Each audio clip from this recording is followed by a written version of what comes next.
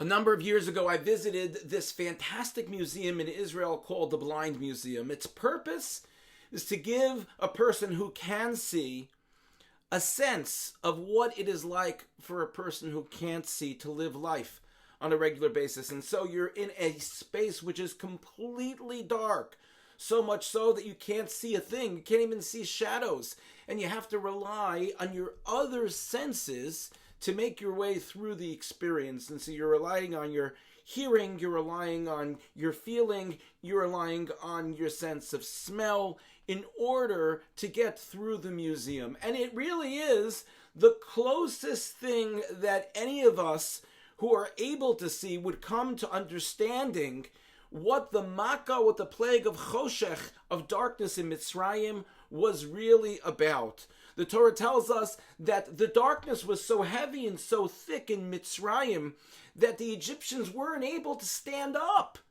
And yet, the great miracle of Choshech was not only that the Egyptians could not see, but the Pasuk tells us, Ulechol b'nei Yisrael haya or b'moshvosam. But for the Jewish people, there was or, there was light, b'moshvosam, in their dwelling places. And Rabbi Yisrael Miruzhin asks an obvious question. Ulechol b'nei Yisrael haya or, for all the Jewish people there was light. Finished. Why is there an extra word, b'moshvosam, in their dwelling places? It seems superfluous. It seems like it's not needed. We would understand the Jewish people had light, the Egyptians couldn't see.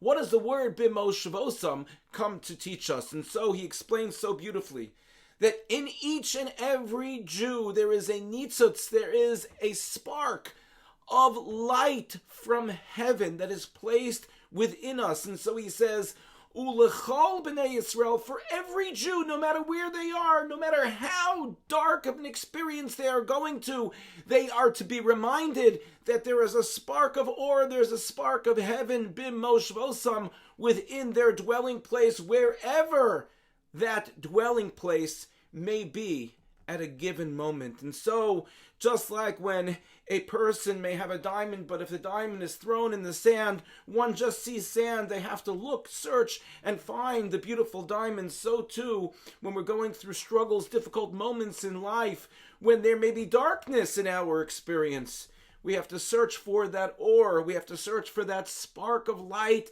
that is found within each and every one of us, and allow that spark of light to serve as our energy, as our impetus to bring ourselves up and to look at our potential, because HaKadosh Baruch Hu certainly looks at the spark within us and says to us, my children, you have it within you to bring light that is within you outside, to light up the world around you and to light up the rest of you, even though at certain moments it may appear to only be dark. Ulechol b'nei Yisrael haya or b'moshvosam. May we recognize the light that is embedded within us and use it to grow each and every day, and certainly at those dark moments. Thank you for listening, and have a good Shabbos.